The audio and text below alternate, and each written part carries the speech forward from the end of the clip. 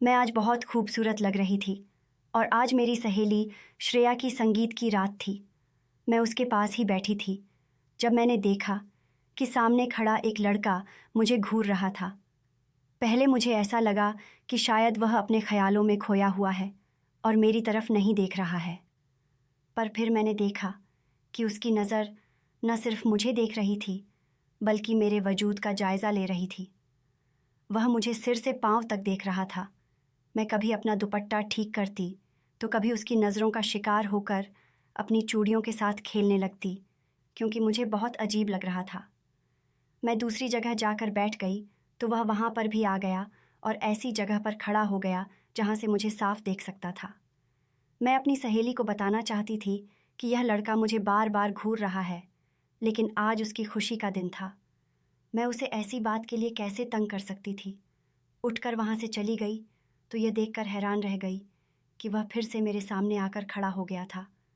खड़ा तो ऐसे हुआ था जैसे अपने ख्यालों में खोया हो। लोगों से बातें भी कर रहा था, लेकिन उसकी नज़रें मुझ पर थीं। मैं बहुत खूबसूरत लग रही थी। मैंने हल्के गुलाबी रंग का गरारा पहना था, बालों की लंबी सी जुल्फ़ी बनाई थी, हल्का सा मेकअप किया था। जब मैं अपने घर से निकल रही थी तो मेरी अम्मी ने मुझे कहा कि बेटी, तू आज ज़रूरत से ज़्यादा ही खूबसूरत लग रही है। लड़कियों को घर से इतना तैयार होकर नहीं निकलना चाहिए, वो भी पराई शादी में। मैंने कहा कि अम्मी, पराई शादी नहीं है, मेरी सहेली है, बहनों जैसी है और मैं जल्दी वापस आ जाऊंगी। अब तो मेरा भी दिल कर रहा था कि मैं यहाँ से चली ही जाऊं।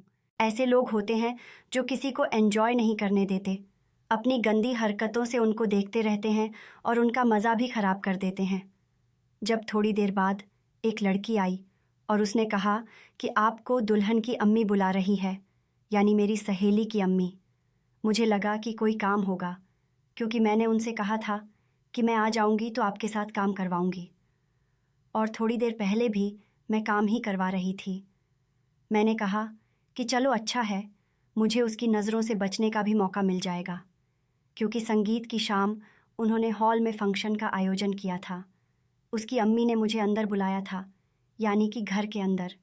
मेरी सहेली बहुत धनी थी, उनका बहुत अच्छा घर था। ये सारे फंक्शन अपने घर में ही करते थे। मैं अंदर चली गई। मुझे उस लड़की ने कहा कि आप कमरे में जाएं, आंटी अंदर ही हैं। मैंने जैसे ही दरवाज़ा खोला और अंदर कदम रखा तो मेरे मुंह से चीख निकल गई। लेकिन इससे पहले कि मैं और चीख पाती, किसी ने मेरे मुंह पर हाथ रख दिया, क्योंकि सामने वही लड़का खड़ा था। मेरा नाम सोनी था और मेरी दोस्त का नाम श्रेया। वह मेरी बहुत अच्छी दोस्त थी और बहुत ज़्यादा धनी थी। अगर वह नहीं होती तो मेरी पढ़ाई भी रुक गई होती, क्योंकि उसी ने मुझे पढ़ने के लिए न सिर्फ मोटिवेट किया बल्कि मेरे कॉलेज की फ़ीस भी वहीं देती थी और मुझे लेने के लिए भी आती थी। उसके पास अपनी गाड़ी थी। आना जाना और मुफ्त की फ़ीस होने की वजह से मैं पढ़ाई कर रही थी। लेकिन अब हमारी पढ़ाई मुकम्मल हो चुकी थी और उसका रिश्ता तय हो गया था। उसने प्यार भरी की शादी की थी और जिससे प्यार की थी वह भी बहुत अच्छा इंसान था। मैं प्यार के सख्त खिलाफ थी। मुझे पता था कि यह प्यार कुछ नहीं होती, बस लड़के लड़कियों को देखते ही पसंद करते हैं। जो उनको आंखों से अच्छी लगती है बस उसी के पीछे भागते हैं, और जिस दिन लड़की सुंदर नहीं रहती वह किसी और के पीछे चले जाते हैं। मैंने अपने घर में भी यही देखा था। मेरे पापा मजाक नहीं सही, पर मेरी अम्मी को बार बार कहते थे कि अब तुम में वह पहले वाली बात नहीं है। जब मैंने अपनी अम्मी की जवानी की तस्वीर देखी तो मैं हैरान रह गई। वह बहुत ज़्यादा सुंदर थी, लेकिन अब बच्चे पैदा करके, घर के काम करके, बुरे वक्त देखकर वह वाकई बूढ़ी महिला हो गई थी। मैंने कहा कि आपको पापा ऐसे कहते हैं, आपको बुरा नहीं लगता? तो उन्होंने कहा कि तेरे पापा मजाक करते हैं, पागल। उन्होंने मेरे साथ बहुत अच्छा वक्त गुजारा है। पता नहीं मैंने कौन सा अच्छा काम किया था कि मेरी श्रेया से दोस्ती हो गई थी। वह बहुत अच्छी लड़की थी, और जब उसने की तो मैंने उसे कहा था कि यह प्यार कहीं तुझे बर्बाद न कर दे। तो उसने कहा था कि नहीं, मेरा होने वाला पति बहुत अच्छा इंसान है। मैंने पहले उसकी बात को याद नहीं किया, लेकिन जब मैं उनसे मिली तो मुझे भी इस बात का यकीन हो गया कि वह एक बहुत अच्छा और सुलझा हुआ इंसान था। उसका नाम रणवीर था। मैं भी उसे जानती थी और मिल भी चुकी थी, बल्कि मुझे श्रेया ने बड़े फ़ख्र से मिलवाया था कि यह है मेरी सहेली जो मेरी बहनों से भी बढ़कर है। उसका पति बहुत अच्छा था, यानी कि उसका होने वाला पति। मैं भी प्रसन्न थी। मैंने कहा कि वाकई उसकी शादी बहुत अच्छी जगह हुई है, पर हम लोग बहुत गरीब थे। मुझे हमेशा से ही अपनी ख्वाहिशों को मारना पड़ता था। छोटी छोटी चीज़ों के लिए मैं तरसती रहती थी, पर श्रेया की वजह से मेरे फिर भी कुछ ना कुछ सपने तो पूरे हो जाते थे। पर मुझे बार बार हर बात के लिए उसे कहना अच्छा नहीं लगता था। और फिर इंसान के ख्वाबों की कोई हद नहीं होती, वह आगे से आगे ही बढ़ता जाता है। मेरी दोस्त उन लड़कियों में से थी जो अगर मैं कहती कि मुझे गुलाबी हरे बहुत पसंद है, तो वह मेरे सामने नीले हरे की चीज़ों का ढेर लगा देती थी, जो उसके पास भी कमी नहीं थी। इसलिए मैं उसके सामने सोच समझ कर बोलती थी। वह अपने लिए कोई चीज़ लेकर आती, मुझसे पूछती कैसी है। मैं कहती कि हाँ बहुत अच्छी है, तो वह कहती तुम रख लो, तुम ले लो, तुम पर बहुत ज़्यादा अच्छी लगेगी। मैं उसको बेचारे दिन की बहुत अच्छी थी, यही बात थी। वही मुझे कपड़े लेके देती, वही झूठी। मेरी बाकी सारी कज़िन्स मुझसे जलती थीं और सब रिश्तेदार मेरी अम्मी के कान भरते थे। वह कहते थे कि इस धनी लड़की के चक्कर में पड़ के आपकी बेटी किसी दिन कोई ऐसा गुल खिलाएगी कि आपके मरे हुए पति की रूह भी तड़प उठेगी। हाँ, रिश्तेदार तो ऐसी ही बातें करते हैं और ऐसे बोलते हैं कि जैसे कान फाड़ के बोल रहे हैं। मेरी अम्मी बार बार मुझसे कहती थी कि वह धनी है। जब दोनों लोग एक हैसियत के हों तो उनके अंदर दोस्ती होती है, लेकिन जब हैसियत में इतना फ़र्क हो तो वह दोस्ती नहीं, रहम बन जाती है। और वह तेरे लिए तोहफे नहीं लाती, वह तुझे खैरात देती है। मेरी अम्मी कान की भरे थी, लोगों की बातों में बहुत जल्दी आ जाती थी, लेकिन मैं जानती थी कि श्रेया के दिल में मेरे लिए सच्ची दोस्ती और जुनून है, और मेरे दिल में भी उसके लिए यही सब कुछ था। उसने कहा कि मेरी शादी बहुत बड़े पैमाने पर होने वाली है। हम लोगों ने टोटल 7 फंक्शन करने हैं। मैंने कहा कि तुम 7 की बात करती हो, मेरे पास तो एक फंक्शन में पहनने के लिए भी जोड़ा नहीं है। उसने कहा कि तुम्हें जोड़ा बनवाने का कौन कह रहा है, मैं तुम्हारे लिए सारे जोड़े बनवा दूंगी, बस तुम आने की तैयारी करो। तुमने मेरे साथ साथ रहना है, बिल्कुल मेरी बहनों की तरह, और जूता चुराई की रस्म भी तुम ही करना, और रणवीर से पूरे 3 लाख रुपए मांगना। मैंने कहा कि 3 लाख? मैं हैरान हुई। मैंने कहा कि ठीक है, 3 लाख मांग लूँगी, लेकिन फिर तुम्हें वापस दे दूँगी। उसने कहा कि पागल, वापस नहीं देने, अपने पास ही रखना। मैं तो बहुत खुश हो गई। मैंने अम्मी को यह बात बताई तो मेरी अम्मी कहने लगी कि मेरा तो दिल बैठा जा रहा है, ये लड़की हम पर इतनी मेहरबान क्यों कर रही है। और फिर तू उसके ख़ानदान की शादी में जाएगी, वहाँ पर तो उसके और भी रिश्तेदार आए होंगे, हर अच्छी बुरी नज़र तुझ पर पड़ेगी। बेटी, तू बहुत सुंदर है, तू श्रेया से भी ज़्यादा खूबसूरत है। उसके पास पैसा है, घर है, परिवार है, लेकिन उसके पास चेहरा नहीं है। तेरे पास पैसा नहीं है, पर है तो बहुत ज़्यादा सुंदर है। कल को तेरी शादी भी उसके पति जैसे धनी आदमी से हो सकती है, लेकिन इसके लिए तेरा दामन बिल्कुल साफ़ होना चाहिए। तेरे पीछे कोई बात नहीं होनी चाहिए, वरना कोई रिश्ता नहीं करेगा। मैं अपनी अम्मी को हैरान होकर देख रही थी। मैंने कहा कि मेरी अम्मी कैसी बातें कर रही हैं। मेरी अम्मी कभी भी श्रेया को अच्छा नहीं समझती थी, जबकि वह भी मेरी अम्मी को अम्मी कहकर ही बुलाती थी और उनके लिए भी तोहफे लाती थी। उसके किस्मत खूबसूरत हैं, लेकिन तेरी शक्ल ऐसी है कि कोई भी तेरा दीवाना हो सकता है। मैंने कहा कि अम्मी, आप मेरी तारीफ़ कर रही हैं या मुझे डरा रही हैं? और फिर वह मेरे लिए इतना कुछ करती है, क्या मैं उसकी शादी में नहीं जाऊं? मेरी अम्मी ने मुझे उसकी शादी में जाने की इजाज़त दे दी थी, लेकिन कहा था कि रात को जल्दी वापस आना है। इससे पहले उसकी मेहंदी की रस्म थी, जिसमें उसे पीला जोड़ा दे दिया गया था, और कहा था कि अब शादी तक उसने यही कपड़े पहन के रखने हैं। ये लोग वैसे तो बहुत धनी थे, लेकिन रस्मों को निभा रहे थे क्योंकि इसमें उनको मज़ा भी आ रहा था और एन्जॉयमेंट भी हो रही थी। एक दिन जब मैं उसके घर पर ही थी और हम लोग शॉपिंग करने के लिए निकलने लगे थे, तो उसने मुझे अपने एक कज़िन से मिलवाया था। उसने कहा कि इसका नाम राजेश है, ये बहुत अच्छा लड़का है, अकेला भाई है, अभी अभी बाहर के मुल्क से पढ़ के आया है। उसकी अम्मी उसके लिए रिश्ता तलाश कर रही हैं। मैंने कहा था कि मुझे ये सब कुछ क्यों बता रही थी और मुझे उससे क्यों मिलवा रही थी, क्योंकि जब मैंने उससे मुंह से हेलो कहा तो उसने मेरी तरफ हाथ बढ़ाया, लेकिन मैंने उससे हाथ नहीं मिलाया। मैं इस मामले में बहुत पक्की थी। मैं गैर मर्दों से कभी हाथ नहीं मिलाती थी। उसने कहा कि तुमने ना हाथ मिलाकर बेचारे की बेइज्जती कर दी, लेकिन कोई बात नहीं, वो समझ गया होगा। मैंने कहा कि मिलवाया क्यों था मुझे उससे, तो कहने लगी कि इसीलिए मिलवाया था कि मैं चाहती हूँ कि तुम्हारी शादी उससे हो जाए। मैंने कहा कि तुम लोग इतने धनी और हम लोग गरीब। मेरे पापा इस दुनिया में नहीं हैं। बड़ी बहन की शादी करवाई है, और किससे करवाई है जानती हो? एक मामूली पोस्टमैन से। और मेरी अम्मी लोगों के कपड़े बनाती हैं। और तुम कह रही हो ये लड़का बाहर से पढ़ के आया है, फिर मेरे साथ शादी क्यों करेगा? तो मुझे श्रेया ने कहा था कि उन लोगों को बहुत अच्छी, खूबसूरत और सीधी सादी सी लड़की चाहिए, और फिर उन्होंने बेटी लेनी है, देनी नहीं है। वो तुम्हारा घर क्यों देखेंगे? शादी के बाद तुम्हें यहाँ से वापस अपने साथ बाहर के मुल्क ले जाएंगे। फिर वहाँ के किसको पता चलेगा कि तुम्हारा फैमिली बैकग्राउंड कैसा था? और तुम्हारा फैमिली बैकग्राउंड बुरा नहीं है। बार बार अपने आप को गरीब नहीं कहा करो।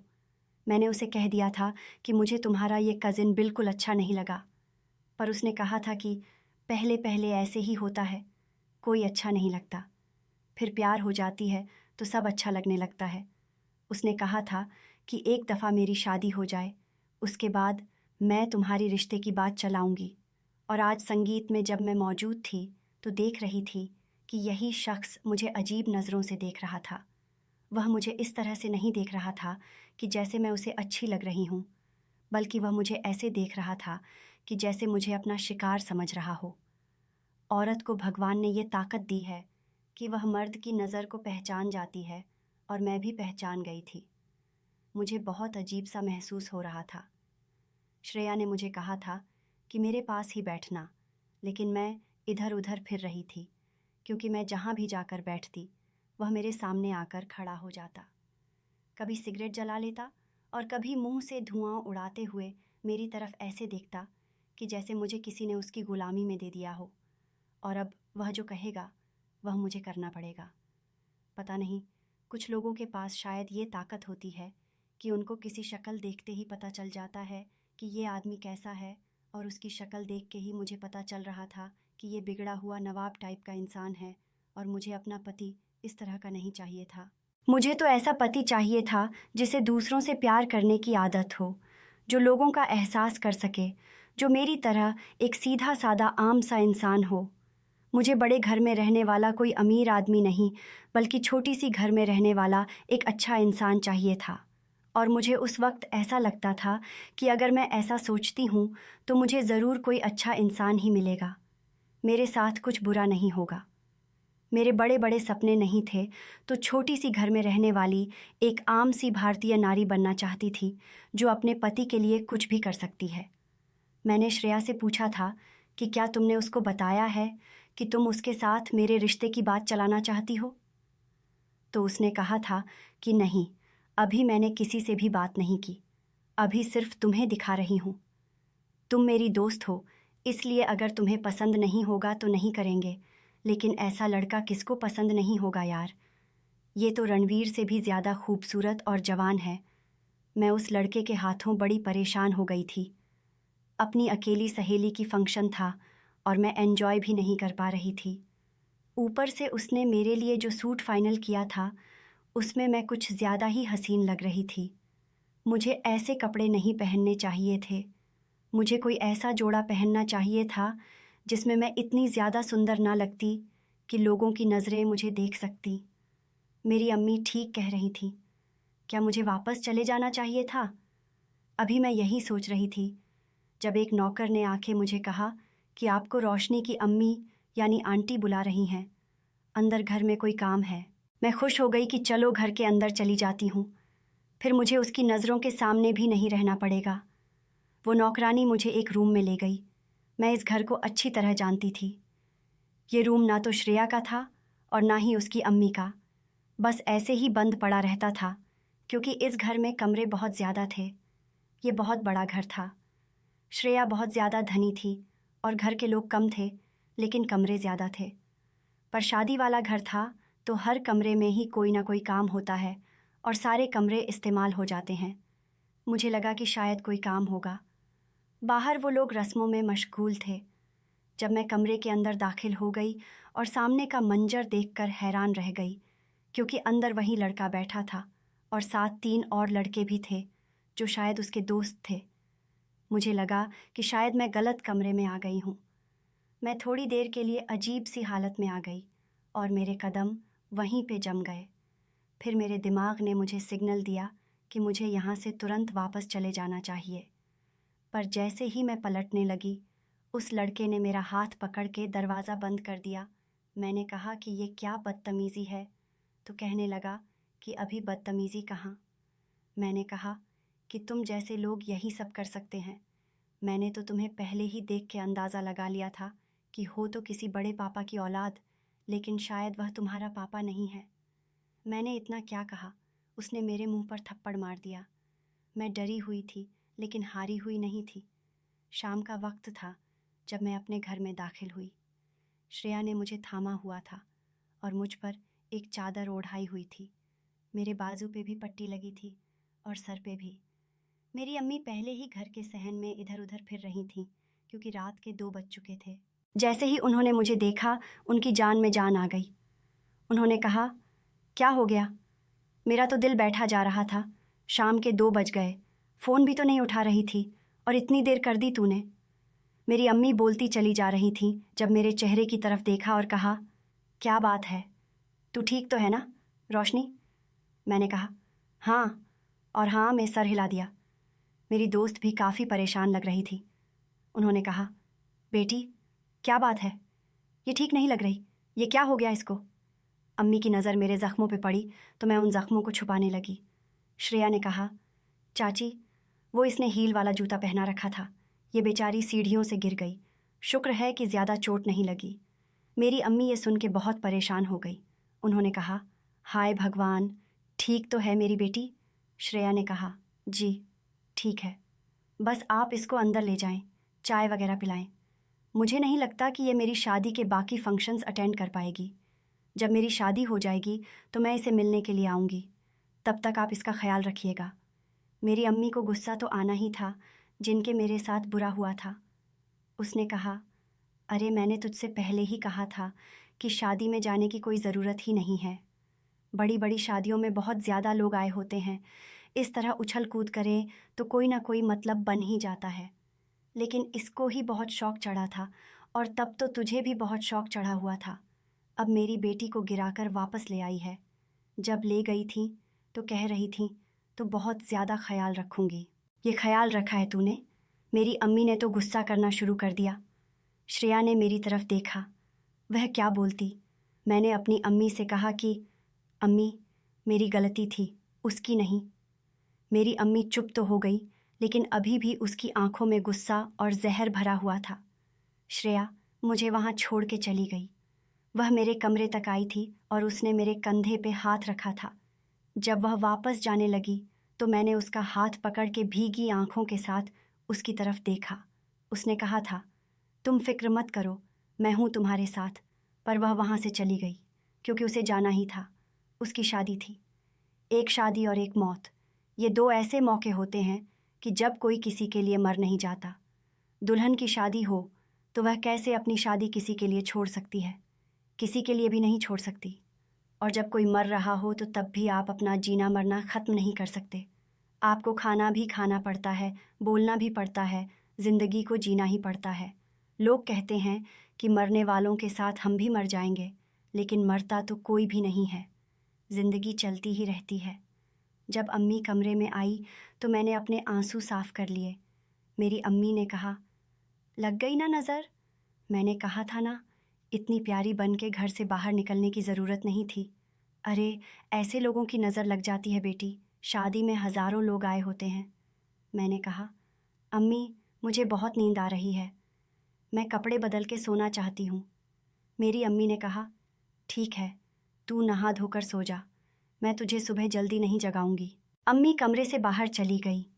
मैं एक झटके से फूट फूट के रोने लगी, क्योंकि मैं अपनी अम्मी को नहीं बताना चाहती थी कि उनके सारे डर और बुरे अंदेशे सच हो चुके थे।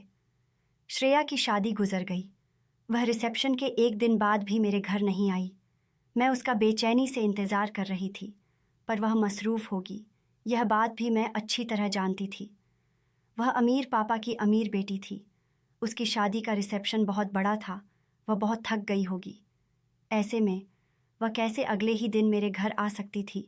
मुझे तो लगा था कि शायद 3-4 दिन तक मेरे पास नहीं आएगी, और अगर नहीं आती तो मुझे कोई फ़र्क नहीं पड़ता था।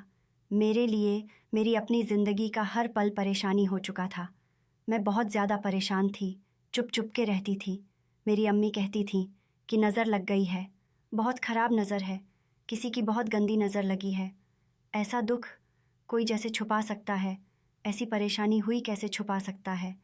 किसी लड़की के साथ होने वाला ये सबसे बड़ा है, सबसे बुरी हरकत होती है, वह कैसे उसको छुपा सकती थी? पर मैं छुपा रही थी, और पता नहीं कैसे छुपा रही थी। मुझे बस श्रेया का इंतज़ार था। मैं जानती थी कि वह मसरूफ़ है, लेकिन फिर भी मुझे गुस्सा आने लगा था। फिर 2 दिन वह मेरे घर आई और मुझे मेरे घर से ले गई। अब मैं पहले से बेहतर महसूस कर रही थी। मेरे जख्म तो भर गए थे, लेकिन कुछ दाग ऐसे होते हैं जो दिखाई नहीं देते। मैंने अपनी अम्मी को कुछ नहीं बताया था। अगर उनको बताती तो वह जीते जी मर जाती। मैं इस वक्त श्रेया के घर में उसके अम्मी पापा के कमरे में बैठी थी। वह दोनों भी वहाँ मौजूद थे, और वह लड़का भी। उसके वह दोस्त वहाँ मौजूद नहीं थे। लड़के के अम्मी पापा भी सामने बैठे थे। कमरे का माहौल किसी अदालत जैसा बन चुका था, और श्रेया इस वक्त मेरे हक में एक वकील की तरह ही बोल रही थी। उसका पति भी उसका साथ दे रहा था। श्रेया ने कहा, चाची, जो कुछ भी हुआ है उससे हम सब वाकिफ़ हैं। ये तो भगवान का करम है कि किसी मेहमान को इस बारे में पता नहीं चला, और मैंने बड़ी मुश्किल से इस मामले को संभाल लिया। लेकिन अब आपके बेटे ने जो हरकत की है, उसकी जिम्मेदारी तो उसको लेनी ही होगी। ये मेरी दोस्त की ज़िंदगी को इस तरह से बर्बाद नहीं कर सकता। आपको याद है, मैंने आपसे एक लड़की का जिक्र किया था और कहा था कि मेरी नज़र में कोई है जिसके साथ मैं आपके बेटे की शादी तय करवाऊंगी। वह मेरी यही दोस्त थी। जो कुछ भी हुआ है बहुत बुरा हुआ है, और आगे जो कुछ होगा वह भी अच्छा नहीं होगा। लेकिन अब आप अपने बेटे को कहिए मेरी दोस्त के घर रिश्ते लेकर जाए। इस बात से ज़्यादा बुरी और कोई सज़ा नहीं हो सकती कि जो शख्स आपकी ज़िंदगी में एक बहुत बड़ा तूफ़ान बर्पा करने का ज़िम्मेदार हो, आपकी ज़िंदगी उसी के हवाले हो जाए और आप इसकी पत्नी बन जाएं, उसकी ज़िंदगी में चले जाएं। यह मेरे लिए किसी सज़ा से कम नहीं था। मैं उस शख्स की शक्ल भी नहीं देखना चाहती थी, लेकिन बात को संभालने का और कोई तरीका नहीं था। अगर मेरी बहन के ससुराल वालों को पता चल जाता कि मेरे साथ यह सब कुछ हुआ है, तो वह मेरी बहन को भी तलाक देकर वहाँ से वापस रखाना कर देते, और फिर हमारा ख़ानदान कितनी बातें करता, क्योंकि उनकी बातें सच हो गई थीं। ठीक है, वह कह रहे थे, एक दिन मेरे साथ कुछ ऐसा होगा कि मैं अपनी अम्मी के लिए बदनामी बन जाऊंगी, और मेरे साथ ऐसा हो चुका था। मुझे नहीं पता था कि मैं अपने आप को संभालूं। बार बार रो रही थी। श्रेया की अम्मी मेरे कंधे पे हाथ रख के बैठी थी। वह मुझे भी अपनी बेटी की तरह ही समझती थी। उसके पापा भी बहुत गुस्से में थे, और अब सब उस लड़के की अम्मी की तरफ मुतवाज़िह थे। उसने कहा कि यह लड़की झूठ बोल रही है, ऐसा कुछ भी नहीं है। मेरे बेटे ने मुझे सब कुछ बता दिया है। मेरा बेटा तो उस कमरे में था ही नहीं। हाँ, उसके वह दोस्त वहाँ पे ज़रूर मौजूद थे, लेकिन उसमें से एक दोस्त शादीशुदा है और एक की सगाई हो चुकी है। अगर इसकी शादी करनी है तो उन्हें बुलाएं और उनके साथ इसकी शादी करवाएं, क्योंकि यह सब कुछ उन दोनों का किया धारा है। इसमें हमारी कोई भी जिम्मेदारी नहीं बनती। मेरे बेटे का बीच में नाम कहाँ से आ गया? मेरे बेटे ने तो कुछ नहीं किया। तुम लोग मेरे बेटे को फंसाना चाहते हो। यह बात सुन के हम सब हैरान रह गए। श्रेया को बहुत ज़्यादा गुस्सा आ रहा था। उसने कहा कि आपका बेटा उस कमरे में मौजूद था चाची। यह बात आपके बेटे को भी पता है। अगर यह मुकद्दर रहा है तो फिर आपको अपनी तरबियत के हवाले से एक दफ़ा सोचना चाहिए। उसने कहा कि बस करो श्रेया, तुम लोग हमारे ख़ानदानी फैमिली फ्रेंड हो। हमारे कारोबार में शरीक हो। इसका मतलब यह नहीं है कि हमारे बेटे पे ऐसा इल्ज़ाम लगाओ और हम कहेंगे कि हाँ ठीक है और किसी भी लड़की से उसकी शादी करवा दें। मैं अपने बेटे के लिए लड़की ज़रूर ढूंढ रही थी, लेकिन बहुत ही शरीफ और अच्छे ख़ानदान की। ऐसी लड़की नहीं जो पराई शादियों में तैयार होके जाए, लड़कों को अपनी तरफ आकर्षित करे और फिर जब मामलात उलटे हो जाए तो मज़लूम बन जाए। ऐसी लड़कियों को तो यह तरबियत बड़ी कम उम्र में ही दी जाती है। इनकी अम्मी ही इनको सिखाती ऐसे तैयार होना, अमीर आदमी के आगे पीछे फिर न मटकना, उन्हें अपनी अदा दिखाना फंसे तो उन पर इस तरह का कोई इल्ज़ाम लगा देना ताकि अपनी इज्जत के लिए तुमसे शादी कर ले। ऐसी लड़कियों को और आता ही क्या है। अच्छी तरह जानती हूँ। मैं देख रही थी, मैं इसको कहाँ कहाँ इसकी नज़र जा रही थी, कैसे टाइट कपड़े पहन के घूम रही थी। इतना ही इसको अपना ख्याल था तो इतना तैयार होकर क्यों इतारा सदा कपड़े में तैयार होकर आ जाती, जबकि श्रेया भी अच्छी तरह जानती थी कि उसने ही मुझे तैयार करवाया था। मैं तो तैयार भी नहीं होना चाहती थी। जब इस तरह का मामला होता है तो इल्ज़ाम ही तो लगते हैं और मुझ में पर इल्ज़ाम ही लग रहे थे। मैंने सोचा भी नहीं था कि मुझे कभी यह सब कुछ सुनना पड़ेगा, इस तरह की बातें सुननी पड़ेंगी। मेरी रूह पर कितने जख्म लगे थे यह मैं ही जानती थी और अभी भी मुझे कोई तसल्ली नहीं मिल रही थी। यह सब कुछ मेरे लिए बहुत मुश्किल था। श्रेया के पति ने कहा कि चाची गलती हुई है और आपके बेटे से ही हुई है। अब आप न माने तो वो अलग बात है, लेकिन हम आपके बेटे की ज़ुबान से सुनना चाहते हैं। उस लड़के ने कहा कि यह लड़की झूठ बोल रही है, मेरा इसके साथ कोई वास्ता नहीं है। मुझे अजीब सा महसूस होने लगा और ऐसा लगने लगा कि जैसे मेरा दिमाग फट जाएगा। मैं वहाँ पर बेहोश हो गई। जब होश में आई तो अस्पताल में थी। श्रेया अपना सर पकड़े बैठी थी।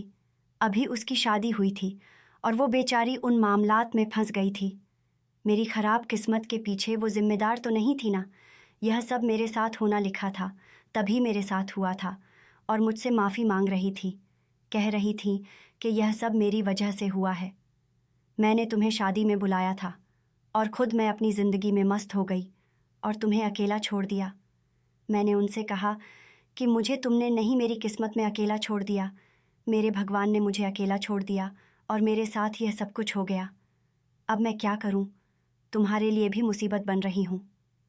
उसने कहा कि ऐसी कोई बात नहीं है, तो मेरे लिए कभी मुसीबत नहीं बन सकती हो। मैं तो तुम्हारे लिए बहुत परेशान हूँ। ऐसे कौन किसी के लिए करता है।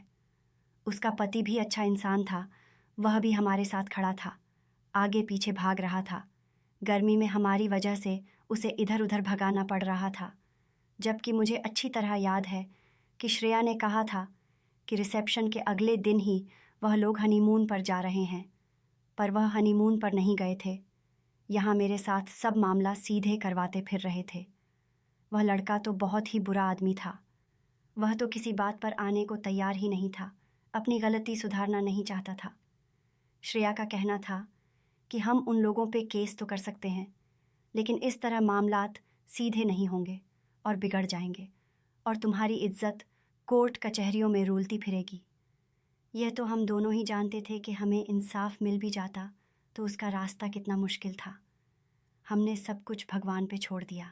मैं डॉक्टर के पास गई और डॉक्टर ने मुझे कहा कि जो कुछ भी हुआ है वो सब अपनी जगह, लेकिन हमें ये देखना होगा कि कहीं आप अम्मी तो नहीं बनने वाली। मैं भगवान से प्रार्थना कर रही थी कि मुझे किसी और इम्तिहान में न डाले। मैंने सब भगवान के हवाले कर दिया था, सब कुछ उस पे छोड़ दिया था। महीने के बाद पता चला कि मैं अम्मी बनने वाली नहीं थी। शायद भगवान ने मुझ पे रहम किया था, क्योंकि मैं इससे ज़्यादा बोझ नहीं उठा सकती थी। रणवीर ने हमारा बहुत साथ दिया। उसने अपने एक दोस्त से मेरा रिश्ता पक्का कर दिया। वो भी उसकी तरह एक बहुत अच्छा इंसान था। हमने उसे कोई झूठ नहीं बोला, उसको सब कुछ बता दिया था। उसने कहा था कि मुझे कोई मसला नहीं है, क्योंकि इस लड़की के साथ यह सब कुछ होना एक हादसा था, इसमें इस लड़की की कोई गलती नहीं है। मैं कहती हूँ, कौन कहता है कि सब मर्द एक जैसे होते हैं। इस दुनिया में कुछ मर्द ऐसे भी होते हैं जो बहुत अच्छे होते हैं। हम दोनों के नसीब में अच्छे मर्द आए। रणवीर और उसका दोस्त दोनों एक जैसे थे। मेरी शादी हो गई और मेरी अम्मी भी मेरे साथ रहती हैं। मेरी ज़िंदगी में सब कुछ ठीक था। भगवान का शुक्र था। फिर एक दिन मैंने ऐसा मंजर देखा कि मुझे भगवान के इंसाफ पर यकीन आ गया। श्रेया ने मुझे एक तस्वीर दिखाई। उसने कहा कि ये देखो, ये मेरा एक कज़िन है, उसको कैंसर हो गया है और 3 महीने के अंदर उसका 30 किलो वज़न कम हो गया है। अब यह मरने वाला है। मैंने जब तस्वीर देखी तो मुझे अजीब सा महसूस हुआ। मैंने कहा कि मुझे ऐसी तस्वीर नहीं दिखाओ, मुझसे नहीं देखा जाता और मैं इसके लिए प्रार्थना करूंगी कि भगवान इस पर रहम करे। उसने कहा कि अब इसके पास ज़्यादा वक्त नहीं है। उसके अम्मी पापा सारी दौलत लगा के भी उसको बचा नहीं पाए। बस अब यह इस दुनिया से जाने वाला है। तुम जानती हो यह कौन है? तुम इससे मिल चुकी हो। मैंने कहा कि मैं मिल चुकी हूँ। नहीं, मैं नहीं जानती। उसने कहा कि यह वही है जिसने तुम्हारे साथ बुरा किया था। यह राजेश है। जब मैंने उसकी यह बात सुनी तो मैं हैरान रह गई, क्योंकि उसका वज़न इतना कम हो गया था कि वह बिल्कुल पहचाना नहीं जा रहा था। मुझे भी यकीन नहीं हो रहा था, लेकिन श्रेया की आंखों में आंसू आ गए। उसने कहा कि हमने सब कुछ भगवान पे छोड़ा था ना, देखो उसने कैसा इंसाफ किया। 7 महीने के अंदर ही उसने अपना इंसाफ दिखा दिया। तुम्हारी ज़िंदगी में एक बहुत अच्छा शख्स आया और तुम्हारे साथ बुरा करने वाले के साथ देखो कैसा बुरा हुआ, और इसके वह 2 दोस्त, उनके साथ भी कुछ अच्छा नहीं हुआ। यही भगवान का नया था। हम दोनों ने ऊपर देखा और भगवान का शुक्र अदा किया। मेरे साथ खराब करने वाले के साथ वाकई खराब हुआ। दोस्तों, उम्मीद करती हूँ आपको हमारी कहानी पसंद आई होगी। कहानी पसंद आई है तो वीडियो को लाइक करें। चैनल पर नए हैं तो चैनल को सब्सक्राइब करें और हाँ, नोटिफिकेशन बेल को ज़रूर दबाएं ताकि अगली अपडेट सबसे पहले आपको मिले।